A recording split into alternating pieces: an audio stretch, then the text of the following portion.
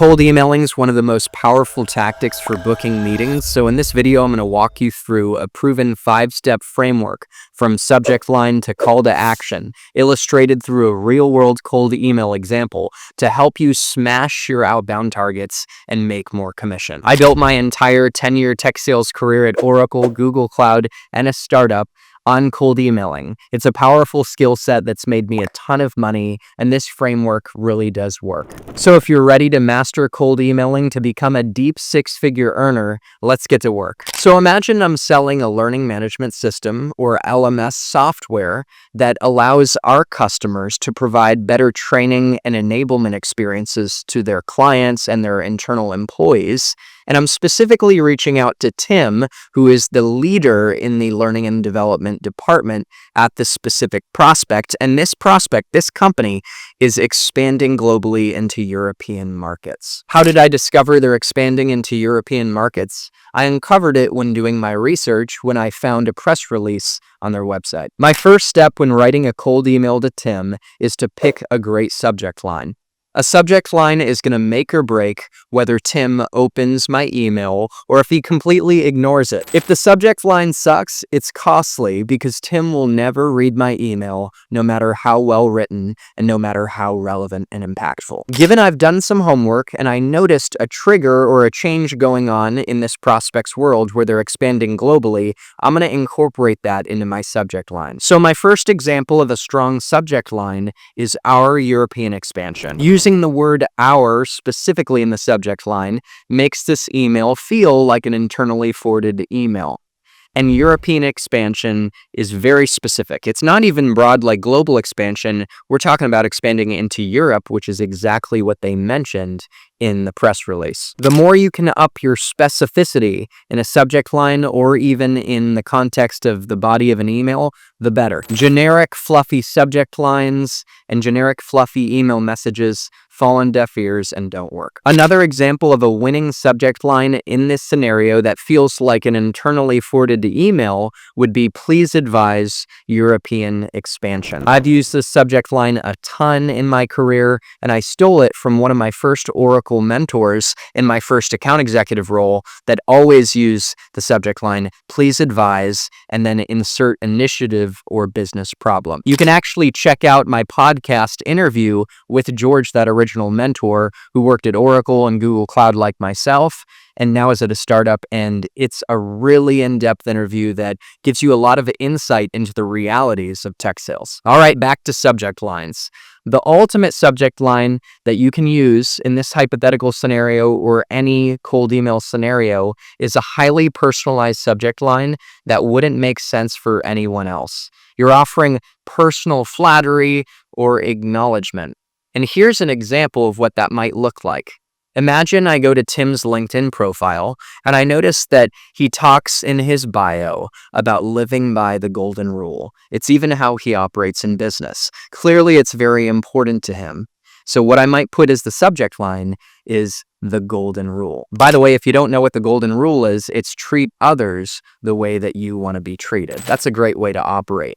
And I might think, you know what, that does really resonate with me. So not only do I put the golden rule in the subject line, which is going to grab Tim's attention, but I also incorporate the golden rule into the first sentence of the email saying, "Tim, I noticed on your LinkedIn profile that you live by the golden rule, and that golden rule is really important to me as well. And I'd love to explore building a partnership together from a learning and enablement perspective that abides by the golden rule and applies it to everything we do." Now, I actually didn't completely pull this golden rule example right out of my you-know-what because I coach SDRs and account executives in tech sales to master outbound. And this draws from a real-world example of an account executive that I've been coaching where he had a prospect who was ghosting him. And I looked at the prospect's LinkedIn profile. We found that he operated by the golden rule. I told him to infuse it into his messaging. And by incorporating the golden rule into the subject line and first sentence of his email to that prospect and emphasizing that he really valued the golden rule as well and wanted to build a partnership centered around the golden rule, that prospect ended up responding to him with a lengthy email volunteering a lot of information, which was a signal that My client had really built trust through his personalized message, and then he even called my client in response, and of course it led to a meeting that eventually led to a partnership. So when it comes to writing winning cold email subject lines and winning opening sentences, never underestimate the power of personalization. It earns trust and it earns responses. After you've picked a winning subject line, step number 2 to writing an email that gets responses is incorporating warmth in the opener of your email and highlighting a relevant trigger based on your research. Now, we already identified that global expansion into European markets was the trigger going on in the prospect's world that we would want to highlight. So this is what it actually looks like in practice. I might start out by saying, "Good morning, Tim." Notice that good morning is a pattern interrupt. Most people are going to say, "Hey, Tim," or "Hi, Tim." But "Good morning, Tim," it's so warm and welcoming. It sounds really nice. And when a prospect sees that as the opener to an email, it's going to be perceived as different, and it's going to build curiosity and get them to continue reading more. Now here we call out the relevant trigger. Per my voicemail, congratulations on your expansion into European markets. Notice that I'm implying I already left a voicemail, which is warming up the prospect before I send this email. And behind the scenes, what I would do in that voicemail is leave a voicemail that specifically references that I would be emailing the prospect in the future, leading to show the prospect that I'm hitting you from different angles and increasing the probability the prospect responds to my cold email. There are studies in the industry that show that when you strategically leverage a voicemail to point to your future email, that voicemail will increase the response rates for your cold emails. Now, building on my warm opening to the body of this cold email and calling out the relevant trigger of European expansion and acknowledging it and congratulating them on it, the third step to writing a great cold email that gets responses is emphasizing the pain or the issue that is introduced by the trigger or change going on in the prospect's world. That might look something like this. In working with other learning and development leaders like yourself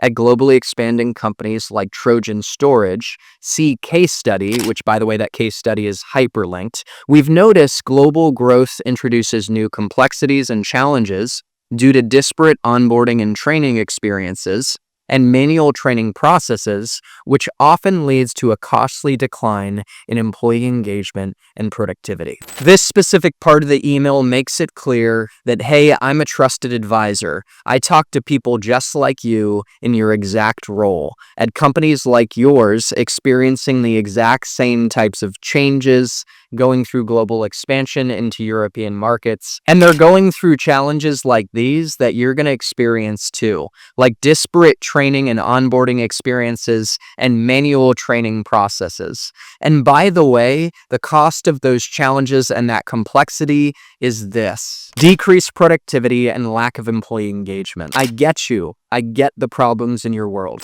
Now, step number 4 in writing a winning cold email that gets responses builds on step number 3 by highlighting solutions packaged in strong social proof. That might look something like this. As Trojan Storage started growing globally, we strategically partnered with them to help reduce new hire onboarding time from 3 months to 2 weeks while providing consistent training across regions, save over $20,000 in HR costs related to manual training processes via Zoom while freeing up time to focus on developing new content, improve employee engagement and performance, receiving direct feedback from employees on ease of use, accessibility, and impact. Notice that I'm doubling down on using the Trojan Storage customer as social proof, drawing from a case study on the company website where I analyzed the business results we specifically produced for Trojan Storage, and I extracted them and I put them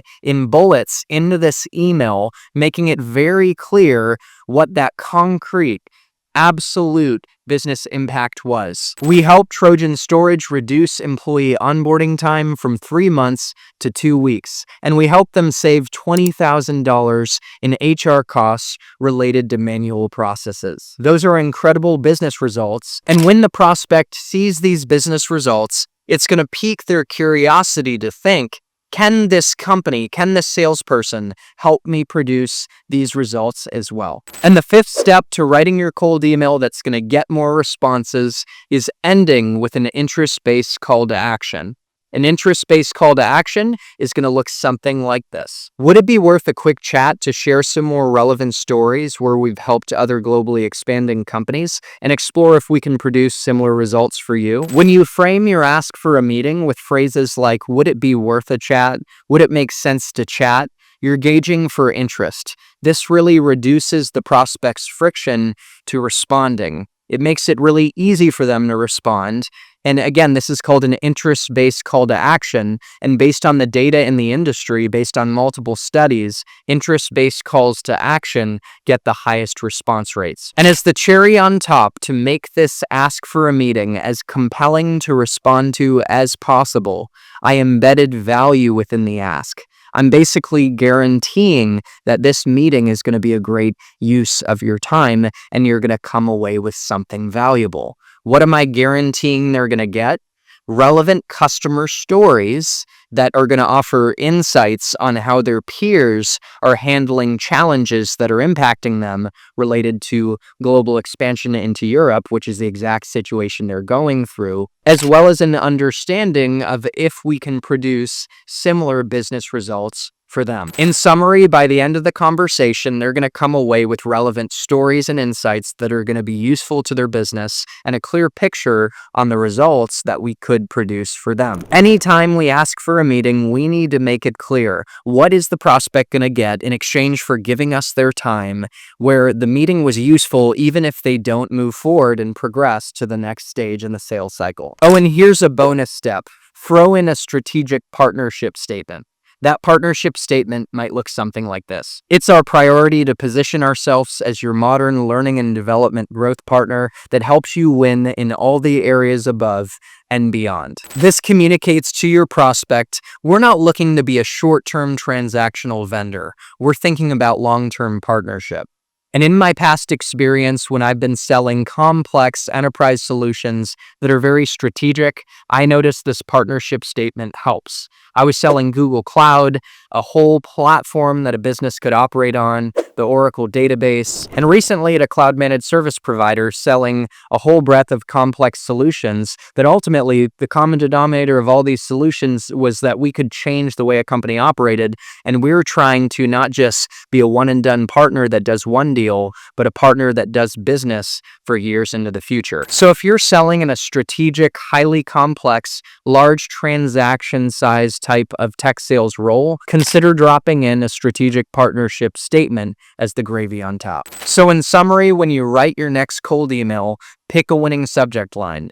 Highlight relevant triggers or changes in the prospect's world. Emphasize the issues and the challenges that result from those changes or triggers. Then propose a solution and business outcomes in concrete terms packaged in a relevant customer story, dropping social proof. And end your email with an interest-based call to action. And as a bonus, if you're selling in a very strategic enterprise sales role, throw in a partnership statement at the very end. But remember to keep some perspective. No matter how perfectly written your cold email might be, sometimes prospects are extremely busy, they might not see it, and they might not initially get back. So tell yourself, ingrain it in your brain that follow-ups fuel the finances. There are fat stacks in the circle backs. Most people in sales give up too easily, but it takes 8 to 11 or more touches to get a first meeting with a cold prospect. So make sure to continue to follow up using this framework, introducing new triggers and changes in the prospect's world that you find in your research. Introducing new customer stories, different flavors of social proof, new insights and new forms of value. Throw in new personal touches based on looking at the LinkedIn profile of the personas you're reaching out to. If you continue to follow up with clear value that the prospect gets in exchange for meeting with you, you continue to empathize with the prospect and put yourself in their shoes, and they recognize that. You continue to create warmth and familiarity through personalization that would not make sense for anyone else. I guarantee if you keep that up over time, you will get a response from any prospect. Make a commitment today to approach your top targets with a long-term mindset, creating 3 to 9 month prospecting cadences where you follow up, not just via email, but also via the phone and voicemails and LinkedIn. Remember, voicemails and even LinkedIn messages can be used to point back to your cold emails to increase your cold email response rates. Be encouraged that some of my best deals in my 10-year tech sales career, including my first closed deal ever as an SDR at Oracle 10 years ago, that changed everything and started a chain reaction and an upward spiral, it came after months and months of radio silence. In fact, that first deal that I closed, which was a $200K plus deal that ended up getting me promoted to account executive, came after 9 months of radio silence. So if you're experiencing radio silence, keep your head up. Keep going, knowing that every touch point you send, especially if it's value-driven, it's personalized, it's warm and familiar, and it shows empathy for the prospect, if it shows that you're actually investing in your communications and putting effort into it, eventually the prospect will reach out when the timing is right. They are noticing those touch points, and it all adds up. Your ability to keep going, keep reaching out with one more quality touch point, to take pride in every email that you send, even if you're getting no indication from the prospect that they're ever going to respond, that superpower will change your career. It's amazing what we can achieve in outbound and sales and in life if we just don't stop. I hope you guys enjoyed this video, and if you did, hit the like button, leave a comment with your own perspective, your own cold email tips, or topics you want me to make videos about in the realm of outbound and tech sales success. Make sure to subscribe to the channel if you're a seller who wants to get great at cold emailing, cold calling, lead generation, and ultimately up-level in your career. If you want to see more in-depth, real-world examples of great cold emails that got meetings with busy C-level executives in my Google Cloud days, which made me the #1 pipeline generator at Google Cloud at the time in the West Coast, and got me promoted to field sales at 26, then make sure to check out the video I made that's essentially a cold email masterclass. And if you're an SDR or account executive in tech sales who wants to up-level on outbound and master skills like cold emailing by receiving direct feedback on your cold email examples and getting coaching to help co-create amazing email messaging and templates customized to your company and your solution and your customer base, then make sure to apply for coaching with me and my program. I even have a supporting cast of elite tech sellers who have sold in the AI and data space at Oracle, AWS, Google Cloud, Vast Data that can rally to support you, and collectively we're going to help you win. So you can apply for coaching at the Calendly link linked in the description of this video. Thank you for showing up and being a part of this growing sales community. I respect you for investing in your professional development, and to your success in tech sales and in life, happy selling and happy living, and we'll see you in the next one.